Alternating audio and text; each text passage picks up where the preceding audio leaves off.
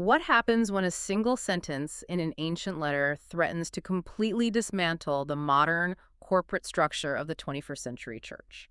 Yeah, that is a huge question to start with. It really is.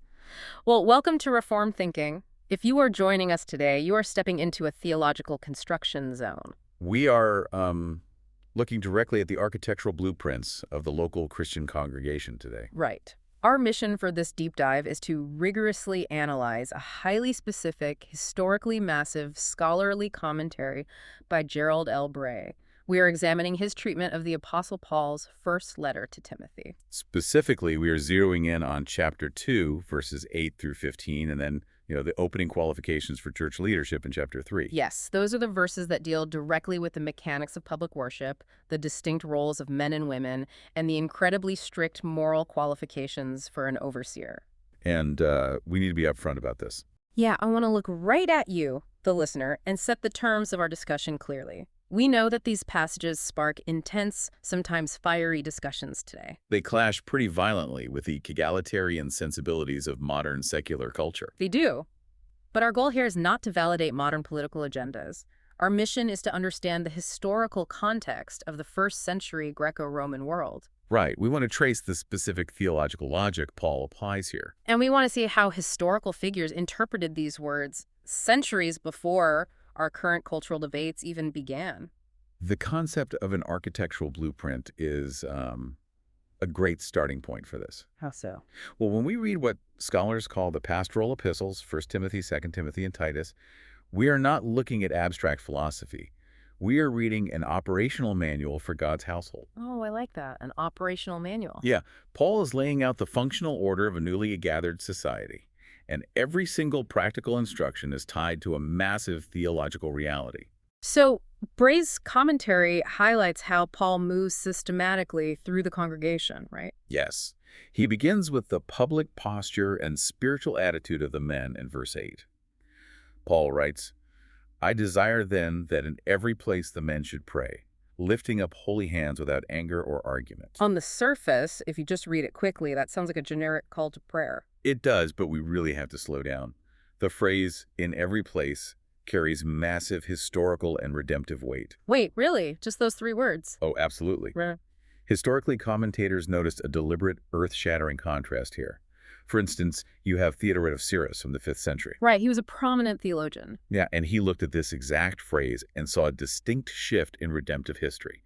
He argued that in every place was undeniable proof that worship was no longer geographically restricted to the stone temple in Jerusalem. Oh, wow. Because for centuries, the presence of God was totally localized. Precisely. If you wanted to offer authorized public worship, you went to Zion.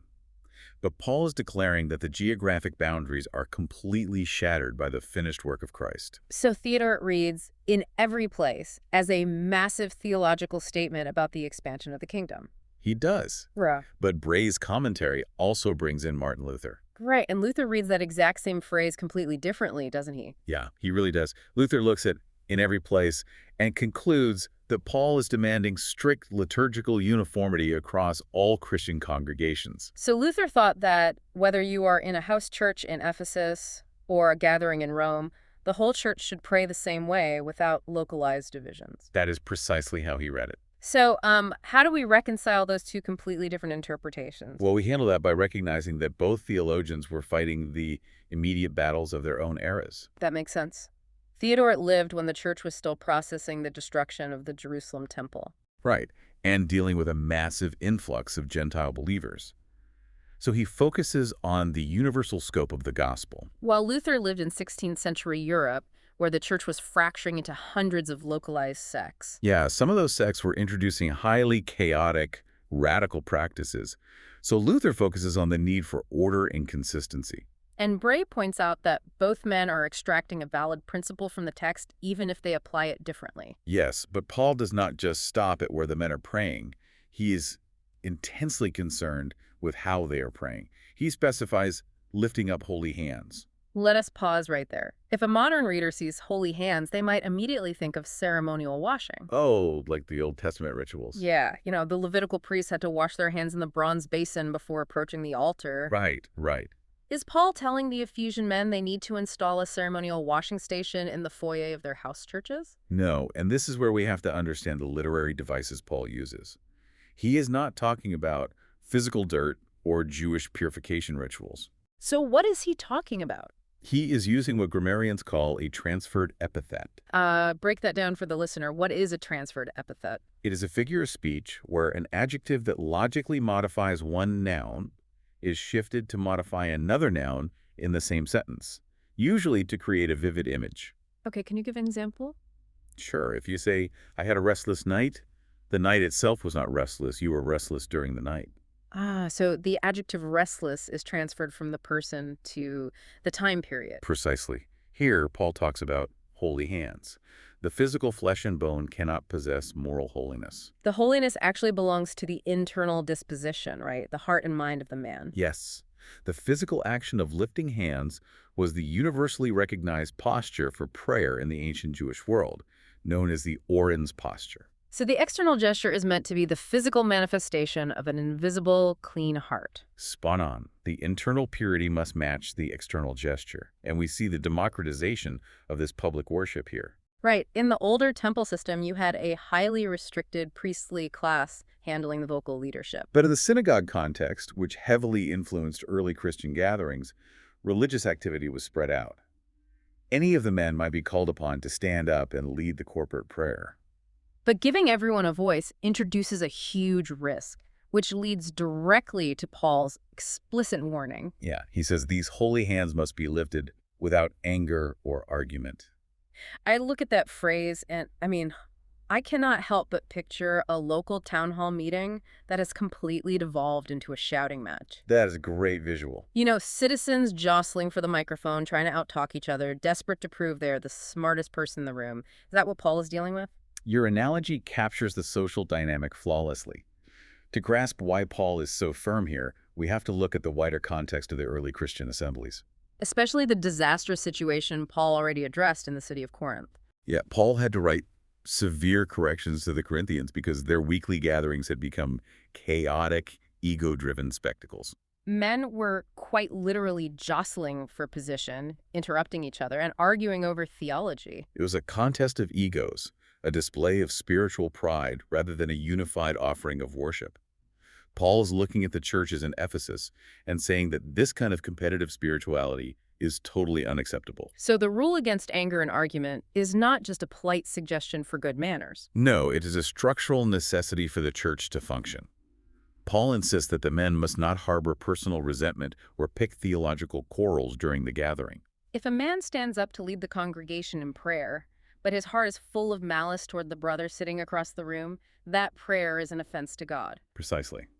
The unity of the congregation starts with the men setting aside their personal pride and leading with a genuinely pure, peaceable spirit. That establishes a rigorous, peaceable baseline for the men. But Paul does not stop there, does he? No, he logically transitions from the posture of the men to the external presentation of the women in verses 9 and 10. He writes that women should adorn themselves in respectable apparel, with modesty and self-control, not with braided hair and gold or pearls or costly attire. Right, but with what is proper for women who profess reverence for God, namely, good works. Now, we have to build out the historical background here. To modern ears, telling women what to wear sounds incredibly controlling. I know, it really does. But what is the actual social context of the ancient Roman world? Well, my understanding is that the Christian church was one of the very few public spheres in the entire Roman Empire where women interacted freely with men outside their biological families. You are hitting on a vital piece of sociological history. In the first century Greco-Roman world, respectable women lived largely sequestered lives. The public square, the forum, those were entirely male domains. Yeah. A respectable Roman matron managed the household and rarely interacted socially with men who were not her husband or brothers. But the Christian church shattered that social barrier. Men and women, slaves and free, were all assembling in the same room. That mixing of the sexes was an incredibly rare social dynamic. And because of this, the outside pagan world was watching the church with intense suspicion. The conduct and reputation of the Christian women heavily dictated how the pagan neighbors viewed the gospel itself. So the public witness of the entire congregation was on the line. But if public witness is the primary concern, why does Paul target their jewelry and clothing? A common assumption today is that Paul just hated wealth. People think he wants every Christian to take a monastic vow of poverty. But that cannot be right, can it? The early church had wealthy patrons. It is entirely incorrect to say Paul is demanding universal poverty. We must recognize the specific function of clothing in the Roman Empire. It was not just about personal style, right? No, it was a rigidly defined system of social categorization. The wives of prominent civic officials were socially expected to wear clothing that matched their high station. Like garments dyed with expensive Tyrian purple and elaborate hairstyles. Yeah, they wore complex braids intertwined with gold wire, which required hours of labor from trained domestic slaves. So if a wealthy woman walked into the church assembly looking like that, what is the effect on the room? The effect is immediate social division. In a church that included poor laborers and actual slaves, a wealthy woman displaying her elite status would recreate pagan class divisions right inside the sanctuary. Wow, so the public worship gathering is not a venue for ostentatious display. Precisely. We can look to the 4th century writer Ambrosiaster for immense clarity here. What did Ambrosiaster say? He pointed out that dressing up elaborately for the house of God is almost always an exercise in vanity. People dress like that specifically to capture the attention of the crowd. And if they dress to draw the eyes of the crowd, they receive their reward entirely from the crowd. Which means they receive absolutely nothing from God. The pursuit of human admiration actively cancels out the spiritual benefit of the gathering.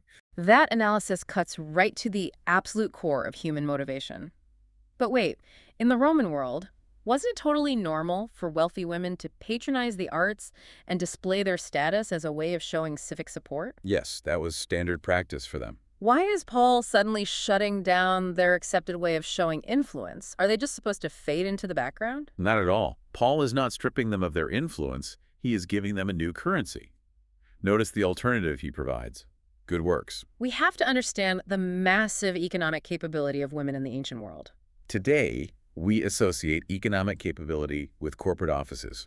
But in the 1st century, the household was the undisputed center of the economy. Right, women wielded undeniable massive influence in that sphere. Think about Priscilla in the book of Acts. Priscilla is a perfect example. She and Aquila ran a lucrative manufacturing business, traveled, and hosted a local church inside their home. She was a formidable presence. So when Paul tells the Ephesian women to adorn themselves with good works, he is speaking to women who have heavy financial resources and administrative capability. Yes. Their good works, like caring for widows or funding missionary journeys, would be highly visible to the local community. Paul is channeling all of that capability into rigorous acts of godliness. But to execute these acts of charity and build up the church, they need to know what they are doing. Good works require sound theology. Which forces the text right into verse 11, where Paul addresses their intellectual and spiritual formation. He writes, "Let a woman learn in silence with full submission." I will be honest, to a modern listener, hearing "learn in silence with full submission" sounds incredibly harsh. It sounds like a draconian gag order to us today. Yeah, it sounds like Paul is treating them like second-class citizens. I understand why it sounds that way, but we have to read the text through the lens of the 1st century educational system. Formal theological education was almost exclusively reserved for men back then, right? Yes, the rabbinic traditions were heavily male-focused regarding the deep study of the Torah. So when Paul issues a binding command saying, "Let a woman learn," he is doing something radical. The Greek word used for learning here is menthano, right? That is right. And it is not a word for casually listening to a story. Manthano shares the exact same linguistic root as the word for disciple, which is mathetai. Oh, wow. So by commanding them to learn, Paul is formally pulling women into the inner circle of theological discipleship. Precisely. They are commanded to study the scriptures and master the faith right there in the gathering. So the command to learn is actually a massive elevation of their status. But we still have to deal with the words silence and submission. What does that look like in practice? Well, the word translated as silence or quietness is hesychia. It does not mean a punitive forced muteness. It describes a state of tranquility. How did historical theologians handle that? John Calvin offered a brilliant insight here. He insisted that the posture of learning in quietness applies just as much to the men in the congregation. Right. Calvin stated that anyone who thinks they are too wise to sit quietly and learn is a fool. Yes, a crazy person. Yeah, the true wisdom of the Christian is recognizing our own ignorance so we can be instructed by the Word. I think about this in terms of the modern university system. We often associate silence with a penalty, like a disruptive kid sent to detention. But the silence Paul demands functions much more like the highly focused silence of a dedicated graduate student in a master class. If you are in that room to learn, you do not interrupt the professor every 5 minutes. You sit quietly, take notes, and submit yourself to the instruction. That analogy clarifies the concept beautifully. The posture of a true student always requires receptive quietness. And we must acknowledge that women absolutely did teach effectively outside the specific, formal context of the public worship service. Right, we mentioned Priscilla earlier. When Apollos arrived in Ephesus with a deficient understanding of the gospel, what happened? Priscilla and Aquila took him aside privately and explained the way of God to him more accurately. Exactly. She actively instructed a man who was an established public preacher. The restriction Paul is setting is highly specific to the official public assembly. The private sphere and the rigorous mentoring of younger believers were the domains where women exercised massive teaching ministries. The boundary line Paul draws pertains strictly to the formal public office of the church gathering. That brings us to the most debated boundary line in the entire letter. In verse 12, Paul writes, "I permit no woman to teach or to exercise authority over a man. Rather, she is to remain quiet." This verse is the epicenter of a massive theological earthquake today. Let me pause and address the listener directly. In our contemporary culture, functional interchangeability between men and women is assumed as an absolute moral baseline. But our goal here is to impartially report Gerald Bray's textual analysis, not endorse a modern political platform. Right, we are looking at the boundaries the text establishes regarding who delivers the official teaching. To do that, we have to look at the Greek verb for exercising authority, authentine. The verb, authentane, is the hinge upon which this entire debate swings. It only appears here in the entire New Testament. Which has led to intense scholarly scrutiny. Yes, this word stands as the complementary opposite to hypotage, which means submission. Paul is describing a structural, hierarchical relationship within the household of God. Now, because this text is abrasive to modic ears, some egalitarian scholars attempt to redefine authentane as to domineer or to usurp. Right. They argue Paul is only banning abusive women from teaching in a domineering way. Let me play devil's advocate. Couldn't Paul just be dealing with a localized problem in Ephesus where uneducated women were trying to violently take over the service? We cannot read it that way because it violates the immediate context. Bray's commentary dismantles that specific argument. How does he dismantle it linguistically? Massive studies of how authentane was used in contemporary Greek literature show that it generally referred to the positive, legitimate exercise of authority, not an abusive usurpation. And logically, if Paul were banning abusive teaching, he would have banned domineering men from teaching as well. Precisely. Abusive leadership is a severe sin regardless of gender. But Paul restricts the specific functions of teaching and exercising authority to qualified men. So this is not a localized emergency reaction. It is a consistent pattern in Paul's letters, laying down a normative standard for the household of God. If Paul is laying down a universal standard, that forces the question, why? Why does Paul draw this specific boundary line? Does he harbor a personal grudge against women? Is he just parroting Roman patriarchal customs? The answer he gives in verses 13 and 14 is stunning. He moves the discussion entirely away from first-century Roman customs. He takes the argument all the way back to the dawn of human history. First, verse 13, "For Adam was formed first, then Eve." And second, verse 14, "And Adam was not deceived, but the woman was deceived and became a transgressor." This is the theological anchor of the entire passage. Paul grounds the structure of the local church directly in the original unfallen creation design. He does not base his argument on a reaction to sin, nor on the educational deficiency of the Ephesian women. The chronological order of creation itself dictates the structure. Because Paul roots his argument in Genesis, we must take a moment to vigorously reject any historical misogyny that twists this text. Yes, throughout church history, some misguided voices have incorrectly claimed women are inherently more gullible or carry a greater share of the curse. That is a total perversion of the text. Ancient theologians like Theodore of Mopsuestia explicitly denied that women inherit any unique spiritual deficiency. So if it is not about intellectual inferiority, how do we understand the deception in the garden? Paul specifically points out Eve was deceived, but Adam was not. What is the nature of Adam's guilt if he wasn't tricked? John Calvin provides a massively clarifying assertion on this. Some people try to romantically excuse Adam, claiming he ate the fruit just to share Eve's fate. Oh, out of some sense of romantic solidarity. Yeah, but Calvin completely annihilates that notion. He argues that Adam engaged in a high-handed, direct rebellion. Adam was not confused by the serpent's theology. He knew exactly what he was doing. Furthermore, Adam bore the primary, God-given responsibility to protect his wife and guard the garden. He failed completely on all fronts. He stood there silently while the serpent deceived his wife. Both shared the devastating punishment because both fully shared in the rebellion. The stakes regarding how we interpret Paul's use of Genesis are incredibly high here. I want to push on this point. Let us say a modern reader claims Paul was just a product of ancient patriarchy, and we can ignore this rule because our culture has evolved. Bray makes a very sharp observation about that.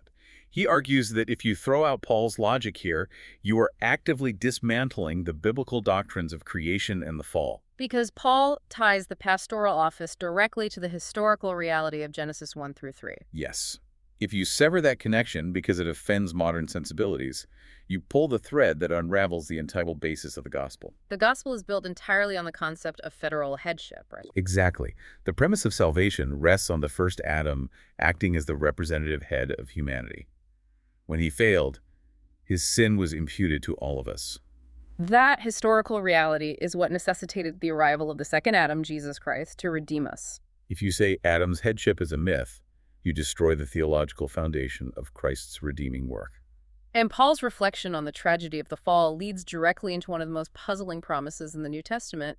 In verse 15, he writes, "Yet she will be saved through childbearing if they continue in faith and love and holiness with self-control." I will admit, the first time someone reads that, it sounds like absolute theological chaos. It really sounds like Paul just introduced salvation by works. We have to systematically eliminate the incorrect interpretations. Mm-hmm. First, this verse absolutely does not mean a Christian woman is guaranteed physical safety during childbirth. Maternal mortality was staggering back then. The early church never looked at a godly woman who died in labor and concluded she lacked saving faith. That interpretation is completely divorced from reality. Second, it does not mean having a large family functions as a works-based guarantee of entering heaven. Right, salvation is by grace, through faith in Christ alone, not by biological reproduction. If physical birth were the metric for salvation, it would contradict the rest of the New Testament. Plus, the Old Testament offers massive comfort to the barren woman. So physical birth cannot be the sole metric for eternal salvation. We have to look at the grammatical structure.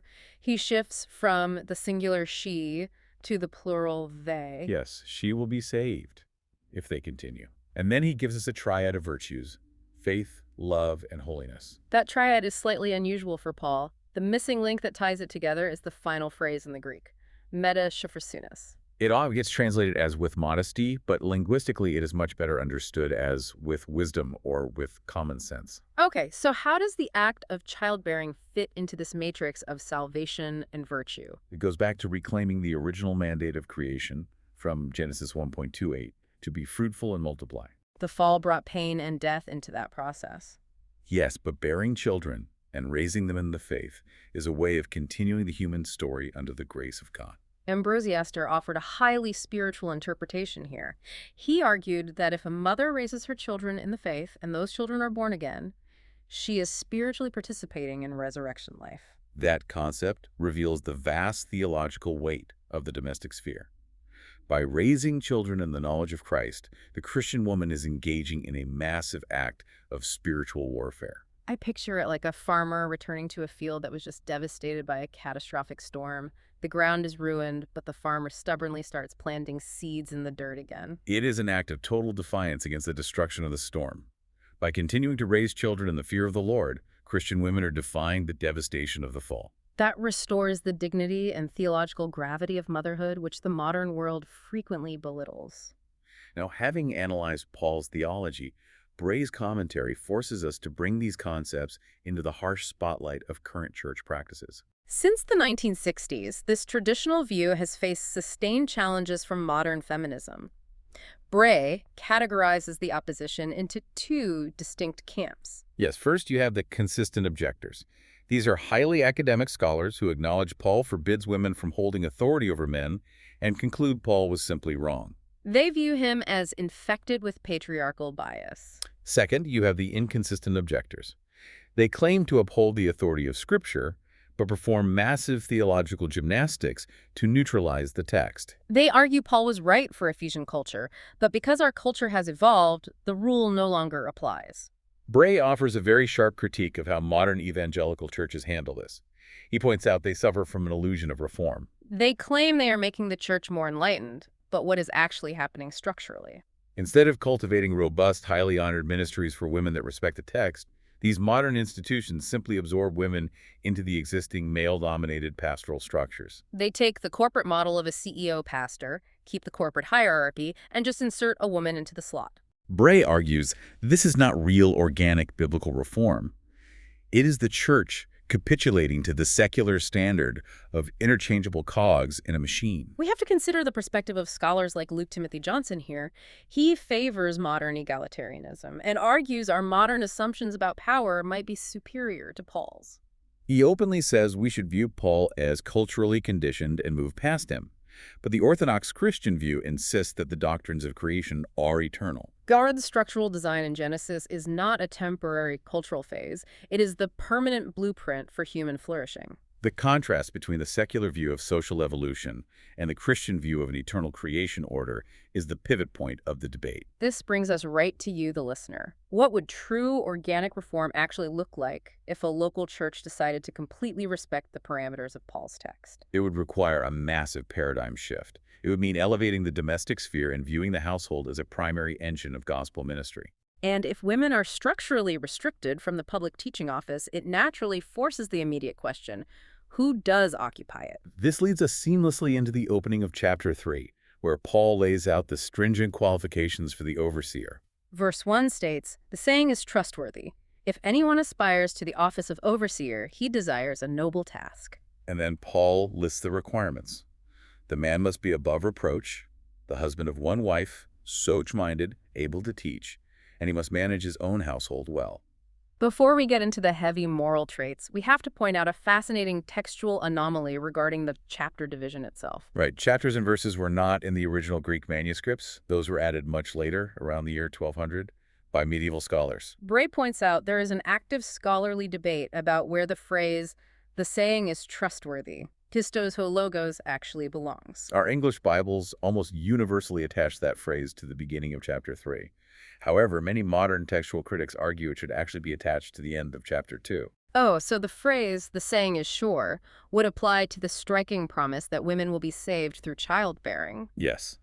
Regardless of which sentence the phrase attaches to, the transition into the qualifications of the overseer represents a shift to highly specific leadership vetting. And the most prominent feature of this vetting process is the heavy focus on the household model. Paul explicitly says, the overseer must manage his own household well. The local church is not a corporation. It is God's household. Therefore, the primary proving ground for pastoral leadership is not a seminary classroom or a boardroom. It is the man's own living room. His ability to lead, to teach with patience, to handle conflict without violence is tested and proven within his biological family first. Furthermore, Paul includes a severe warning regarding the spiritual maturity of the candidate. He writes that the overseer must not be a recent convert. The rationale given is intense. A novice might become puffed up with conceit and fall into the condemnation of the devil. When you hand an untested man the spiritual authority of the pastoral office, you are setting a deadly trap for him. The devil fell through pride, desiring a position he was not suited for. The character of the leader must be seasoned, weathered, and proven over time. And Paul notes in verse 7 that the overseer must be well thought of by outsiders. This links right back to the instructions given earlier to the women regarding their public witness. The surrounding pagan culture in Ephesus was watching. If the leaders have a reputation for shady business dealings or explosive anger, the gospel is dragged through the mud. The internal purity of the church must produce an irreproachable external reputation in the secular city. Let us pull all of these complex theological threads together. We started with the men, commanded to lead public prayers with clean hands and hearts totally free from malice. We moved to the women, commanded to reject competitive displays of wealth in favor of good works, while engaging in the rigorous study of the faith. We traced the logic of those boundaries back to the Garden of Eden, seeing how Paul anchors church order in the unfallen design of creation. We saw the promise of redemption continuing through the godly rearing of the next generation. And finally, we looked at the strict moral and domestic qualifications required for the men called to oversee this spiritual family. It all connects into a single, cohesive, massive vision for the local congregation.